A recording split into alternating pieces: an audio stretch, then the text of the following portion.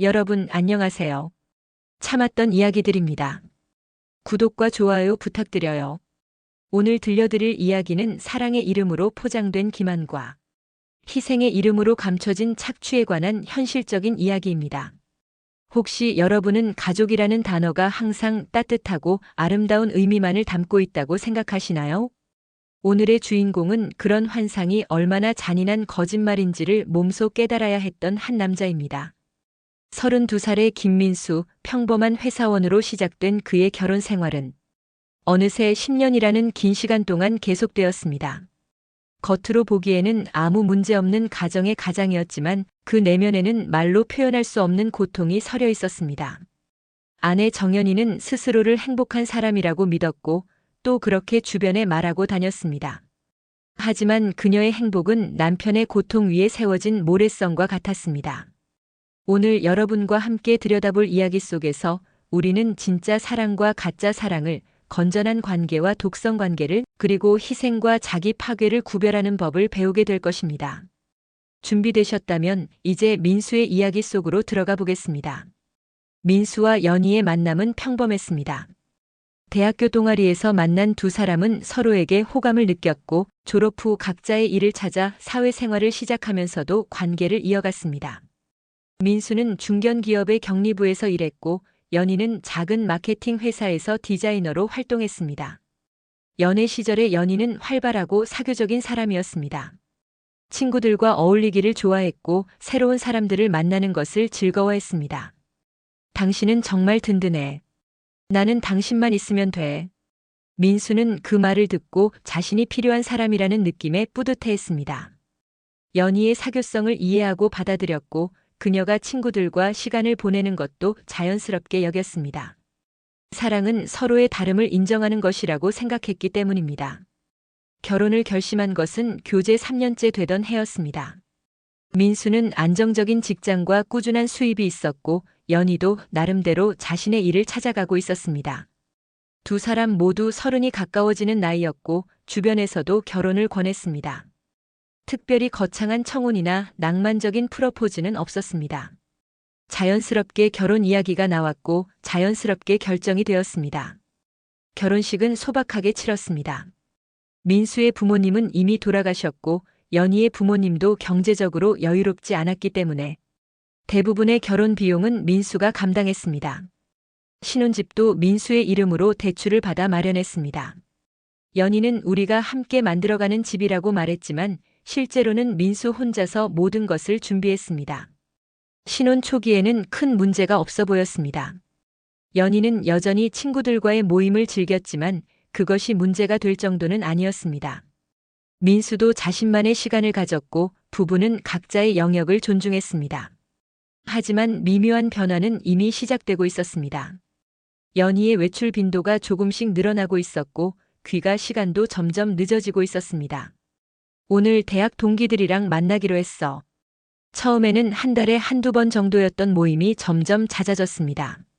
일주일에 한 번, 그리고 일주일에 두 번으로 늘어났습니다. 민수는 조금 아쉽기도 했지만 연희가 사람들과 어울리는 것을 좋아한다는 것을 알고 있었기 때문에 별다른 말을 하지 않았습니다. 첫 번째 아이가 생긴 것은 결혼 2년째였습니다. 연희의 임신 소식을 들었을 때 민수는 정말 기뻤습니다. 드디어 진짜 가족이 되는 것 같았기 때문입니다. 연희도 처음에는 기뻐했습니다. 하지만 임신이 진행되면서 그녀의 태도에 변화가 생기기 시작했습니다. 입덧이 심하다는 이유로 집안일을 하기 싫어했고 친구들과의 만남도 더 자주 가지려고 했습니다. 임신 중에도 스트레스 받으면 안 된다며 민수는 그 말에 일리가 있다고 생각했습니다. 임신은 여성에게 힘든 과정이고 스트레스를 받지 않는 것이 중요하다는 것을 알고 있었기 때문입니다. 그래서 집안일을 더 많이 했고 연희가 친구들과 시간을 보내는 것도 이해하려고 했습니다. 하지만 그 이해가 민수에게는 첫 번째 함정이었습니다. 연희는 민수의 배려를 당연하게 여기기 시작했고 자신의 행동에 대해 죄책감을 느끼지 않게 되었습니다. 임신을 핑계로 모든 책임을 민수에게 떠넘기는 것이 습관이 되어버린 것입니다. 아들 지훈이가 태어난 후에도 상황은 크게 달라지지 않았습니다. 아니, 오히려 더 심해졌습니다. 연희는 육아 스트레스를 이유로 더 자주 외출했고 밤늦게 들어오는 일도 잦아졌습니다. 민수는 회사에서 돌아와 아이를 돌보고 집안일을 하고 연희를 기다렸습니다. 때로는 새벽 2, 3시가 되어서야 연희가 들어올 때도 있었습니다. 애 키우는 게 이렇게 힘든 줄 몰랐어.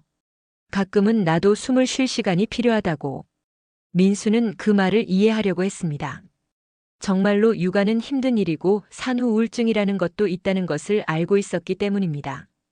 하지만 민수 역시 직장인이었고 그 역시 스트레스를 받고 있었습니다. 차이가 있다면 민수는 자신의 스트레스를 해소할 시간이나 방법이 없다는 것이었습니다.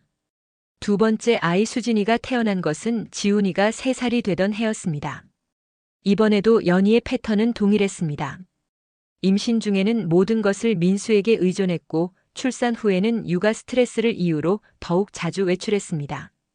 이제는 일주일에 서너 번씩 늦은 시간까지 집에 들어오지 않는 것이 일상이 되어버렸습니다. 민수는 점점 지쳐갔습니다. 회사에서의 업무 스트레스, 집에서의 육아와 가사, 그리고 연희의 무책임한 행동까지 모든 것이 그의 어깨 위에 얹혀 있었습니다. 하지만 그는 참았습니다. 아이들이 어리고 가족이 화목해야 한다는 생각 때문이었습니다. 그리고 무엇보다 연희를 사랑한다고 생각했기 때문이었습니다. 나는 지금이 너무 행복해. 연희가 친구들에게 자주 하는 말이었습니다. SNS에도 행복한 가족의 모습을 자주 올렸습니다. 아이들과 함께 찍은 사진, 맛있는 음식 사진, 친구들과의 즐거운 모임 사진들이었습니다. 그 사진들 속에서 연희는 정말 행복해 보였습니다. 하지만 그 행복 뒤에 숨겨진 민수의 희생과 고통은 보이지 않았습니다. 민수는 그런 연희를 보며 착잡한 마음이 들었습니다. 자신이 고생하는 것은 괜찮지만 연희가 정말 행복하다면 그것으로 충분하다고 생각했습니다. 하지만 동시에 씁쓸함도 느꼈습니다.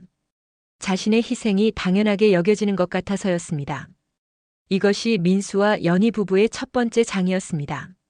겉으로 보기에는 평범한, 아니 오히려 행복해 보이는 가족의 모습이었습니다. 하지만 그 이면에는 이미 균열이 생기기 시작했습니다. 한 사람의 무한한 희생과 다른 한 사람의 끝없는 이기심이 만들어낸 기형적인 관계가 형성되고 있었던 것입니다. 아이들이 조금씩 커가면서 민수는 더 많은 책임을 져야 했습니다. 지훈이는 이제 5살이 되어 유치원에 다니기 시작했고 수진이도 3살이 되어 어린이집에 보내야 했습니다. 교육비, 생활비, 각종 보험료까지 모든 지출이 민수의 몫이었습니다. 연희는 여전히 자신의 일을 하고 있었지만 그녀의 수입은 거의 대부분 자신의 용돈으로 사용되었습니다. 내가 번 돈은 내 돈이지. 생활비는 당신이 내는 게 당연한 거 아냐? 민수는 그 말에 반박할 말을 찾지 못했습니다. 사회적으로도 남편이 생활비를 대는 것이 일반적이라고 여겨졌고 연희의 수입이 민수보다 적은 것도 사실이었기 때문입니다. 하지만 문제는 연희가 자신의 돈을 어떻게 사용하느냐였습니다. 연희의 외출은 이제 단순한 친구 모임을 넘어서고 있었습니다. 각종 오픈 채팅방에 가입해서 새로운 사람들과 만나는 일이 잦아졌습니다. 번개 모임, 술친구 모집, 취미 모임 등등 온갖 핑계로 외출했습니다. 그리고 그때마다 상당한 돈을 썼습니다. 술값, 노래방비, 2차, 3차까지 이어지는 비용들이었습니다. 민수가 조심스럽게 지적했을 때 연희의 반응은 폭발적이었습니다. 내가 번 돈도 마음대로 못 쓰게 하려고. 나도 스트레스 받는다고. 애들 키우면서 집에만 있으라고.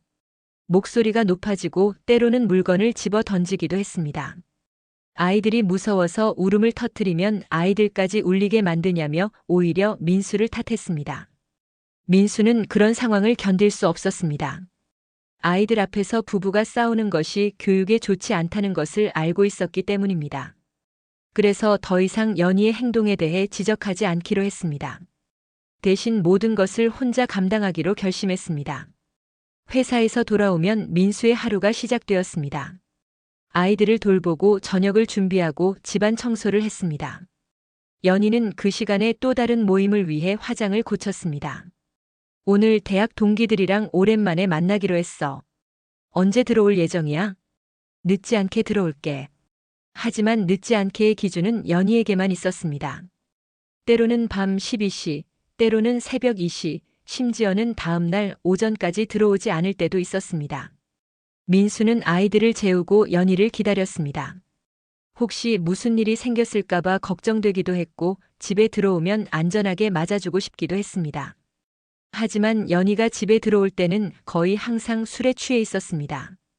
다른 사람들과 즐거운 시간을 보내고 온 연희와 집에서 아이들과 씨름하며 하루를 보낸 민수 사이에는 보이지 않는 벽이 있었습니다. 오늘 정말 재미있었어. 새로운 사람들도 많이 만났고 누구를 만났는지 어떤 이야기를 했는지 어디를 갔는지 자세히 설명했습니다. 민수는 그 이야기를 들으면서 묘한 소외감을 느꼈습니다. 자신은 하루 종일 집에 갇혀서 아이들과만 있었는데 연희는 다양한 사람들과 만나며 즐거운 시간을 보낸 것입니다. 연희의 음주량도 점점 늘어났습니다. 처음에는 외출했을 때만 마셨지만 이제는 집에서도 혼자 마시는 일이 잦아졌습니다. 아이들이 잠든 후에 혼자 맥주를 마시거나 심지어는 낮에도 소주를 마시는 모습을 보였습니다. 민수가 걱정스럽다고 하면 나만의 스트레스 해소법이야. 당신은 이해 못할 거야 라고 대답했습니다. 경제적 부담도 점점 커졌습니다. 연희의 외출 비용은 한 달에 수십만 원에서 100만 원 가까이 될 때도 있었습니다. 게다가 아이들의 교육비, 생활비, 대출 상환에까지 모든 것이 민수의 수입에서 나가야 했습니다. 민수는 점심값을 아끼고 필요한 옷도 사지 않으며 가게를 꾸려나갔습니다. 연희는 그런 민수의 노력을 알고 있으면서도 자신의 생활 패턴을 바꾸지 않았습니다. 오히려 당신이 더 열심히 일하면 되잖아라는 식으로 말했습니다. 민수가 야근을 하거나 부업을 알아본다고 하면 그럼 집안일은 누가 해? 라고 반문했습니다. 결국 민수는 더 많이 벌 방법도 찾기 어려운 상황에 놓여 있었습니다. 아이들도 점점 엄마의 부재를 느끼기 시작했습니다. 엄마는 왜 항상 나가? 엄마는 친구들과 만나고 있어. 수진이는 엄마보다 아빠와 더 친해졌습니다. 밤에 깨어서 엄마를 찾을 때도 엄마는 없어. 아빠랑 자자고 달래야 했습니다. 연희는 그런 상황에 대해서도 자신만의 논리가 있었습니다. 아이들이 아빠랑 친한 게 좋은 거 아냐? 요즘 아빠들은 육아에 참여 안 한다던데. 마치 자신이 민수에게 좋은 기회를 주고 있다는 식으로 말했습니다. 민수는 그 말을 들으며 허탈함을 느꼈습니다. 주변 사람들에게 연희는 완전히 다른 모습을 보였습니다. 아이들과 함께 있을 때는 다정한 엄마였고 민수와 함께 있을 때는 사랑스러운 아내였습니다. 특히 다른 사람들 앞에서는 우리 남편이 정말 잘해줘. 집안일도 다 하고 아이들도 잘 봐주고라고 말했습니다. 하지만 그 말 속에는 고마움이 아니라 당연함이 담겨 있었습니다. 민수는 점점 사람들을 만나는 것이 어려워졌습니다. 친구들이 만나자고 해도 아이들 때문에라고 핑계를 댔습니다. 실제로는 연희가 외출한 날에는 아이들을 돌봐야 했고 연희가 집에 있는 날에는 집안 분위기가 어색해서 나가고 싶지 않았기 때문입니다. 점점 고립되어 갔습니다. 그러던 어느 날 민수는 연희의 핸드폰에서 낯선 메시지를 우연히 보게 되었습니다. 여러 개의 오픈 채팅방에서 오는 메시지들이었는데 대부분이 술 약속이나 만남 약속에 관한 내용들이었습니다. 그 중에는 민수가 모르는 남자들과의 대화도 있었습니다. 특별히 부적절한 내용은 아니었지만 민수는 불편함을 느꼈습니다. 이거 뭐야? 내 폰 왜 봐? 믿지도 못하면서 같이 살 거야? 오히려 민수가 잘못한 것처럼 몰아갔습니다. 민수는 사과했지만 마음속 깊은 곳에는 의심의 씨앗이 심어졌습니다. 연희의 행동은 더욱 대담해졌습니다. 이제는 주말에도 나가는 일이 잦아졌고 때로는 하루 종일 집을 비우기도 했습니다.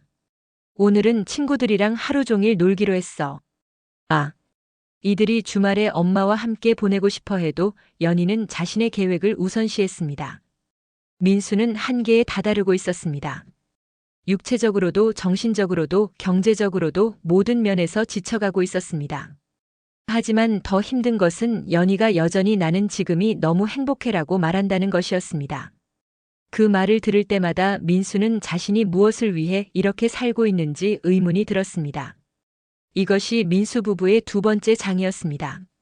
첫 번째 장에서 시작된 균열이 이제는 돌이킬 수 없는 깊은 골이 되어 있었습니다. 한 사람의 끝없는 이기심과 다른 한 사람의 한계 없는 희생이 만들어낸 병든 관계는 이제 민수를 질식시키고 있었습니다. 민수의 인내심이 한계에 다다른 것은 어느 목요일 밤이었습니다. 연희는 또다시 친구들과 만난다며 저녁 7시에 집을 나섰습니다. 11시쯤에는 들어올 게라는 말을 남기고 말입니다.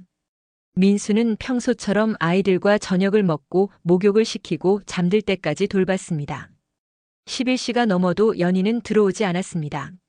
자정이 넘어서 연희에게 전화를 걸어봤지만 받지 않았습니다. 새벽 1시, 2시가 되어도 마찬가지였습니다. 민수는 혹시 사고가 났을까봐 걱정이 되었지만 동시에 분노도 치솟았습니다. 이런 일이 벌써 몇 번째인지 셀 수도 없었기 때문입니다. 새벽 3시가 되어서야 연희가 집에 들어왔습니다. 당연히 술에 취한 상태였습니다. 왜 연락도 없이 이렇게 늦게 들어와? 친구들이랑 재밌게 놀다 보니까 시간 가는 줄 몰랐어. 뭐가 문제야? 문제가 뭐냐고. 애들이 엄마 찾으면서 울었어. 나는 혹시 무슨 일 생겼을까봐 걱정했고. 적어도 늦는다는 연락은 할 수 있지 않아? 에이, 뭘 그런 걸로 그래. 나도 가끔은 스트레스 풀어야지. 당신은 이해심이 없어. 그날 밤 민수는 잠들 수 없었습니다.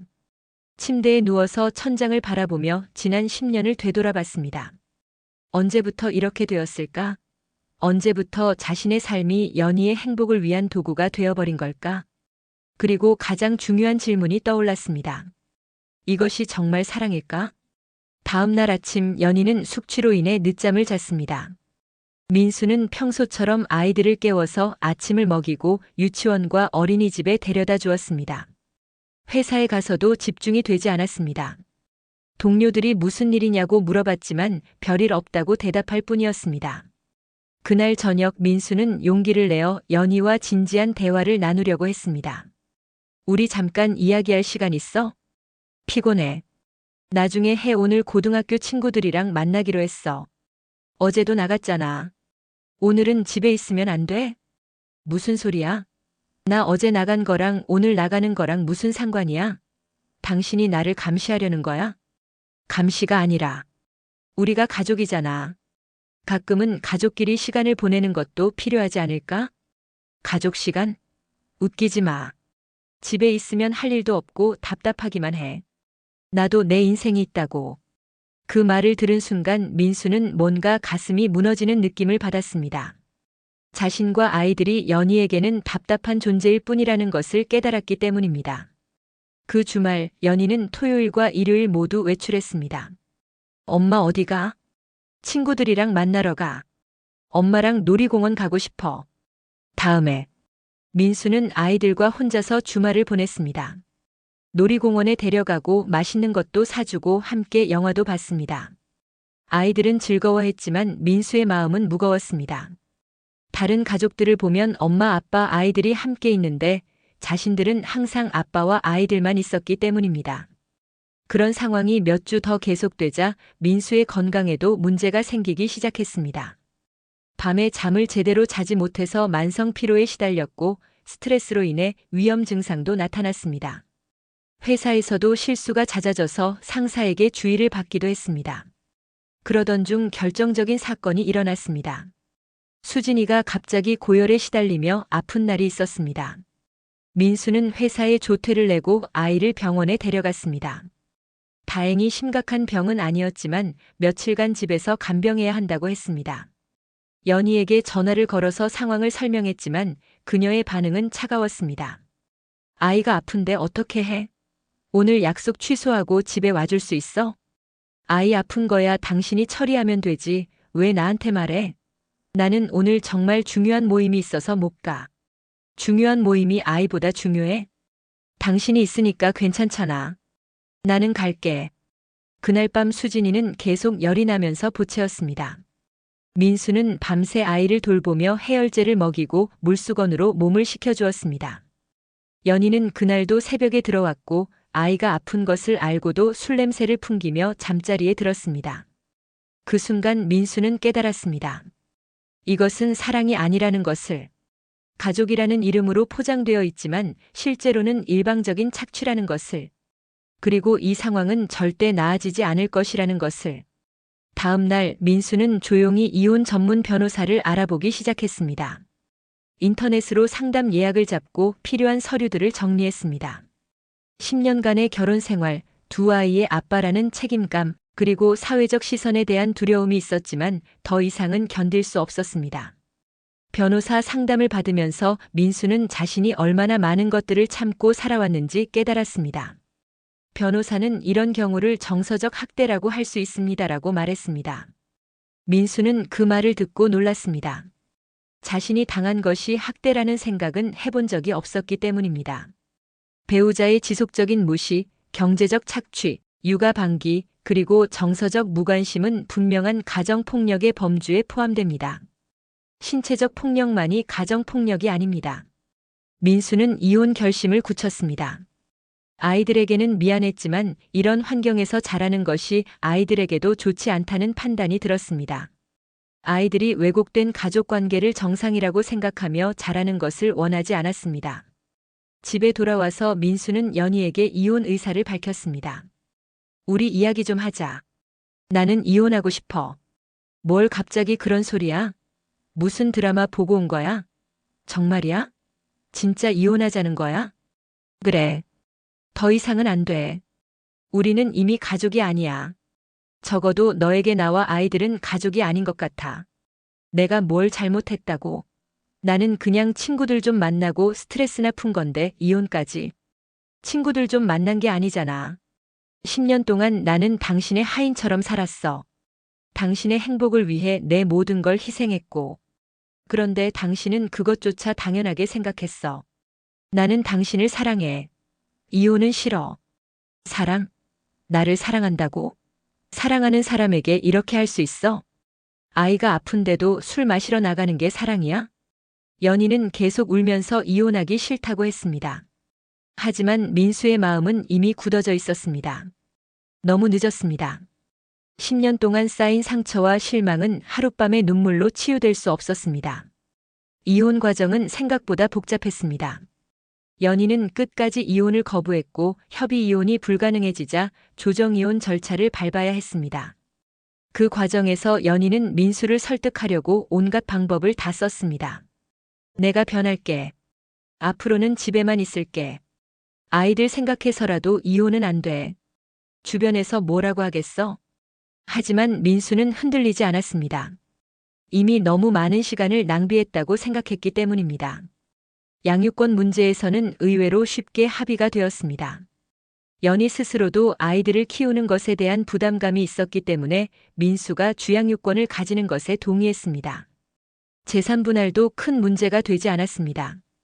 대부분의 재산이 민수의 이름으로 되어 있었고 연희도 빠른 이혼을 원했기 때문입니다. 6개월간의 조정 과정을 거쳐 마침내 이혼이 성사되었습니다. 민수는 아이들과 함께 새로운 집으로 이사를 했습니다.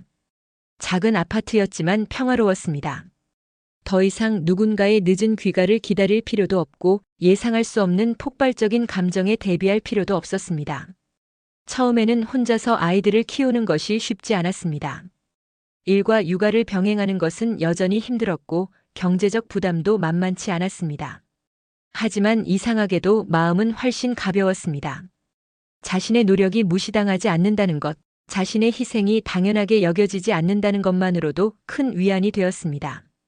아이들도 처음에는 엄마가 없다는 것을 아쉬워했지만 시간이 지나면서 적응해 갔습니다. 오히려 이전보다 더 안정된 환경에서 자랄 수 있게 되었습니다. 아빠가 스트레스 받지 않으니까 아이들도 덜 불안해했습니다.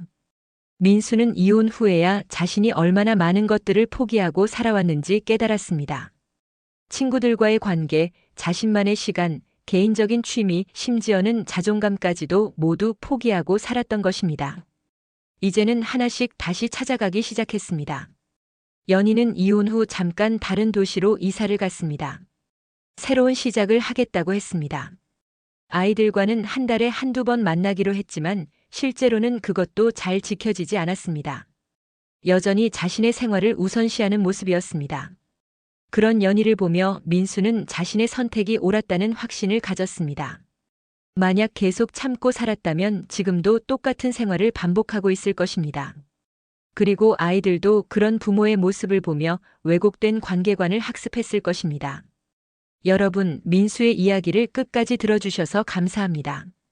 실제로 우리 주변에는 이런 관계 속에서 고통받고 있는 사람들이 많이 있습니다. 가족이라는 이름으로, 사랑이라는 이름으로 포장된 독성 관계 말입니다. 진정한 사랑은 상대방을 소유하는 것이 아니라 존중하는 것입니다.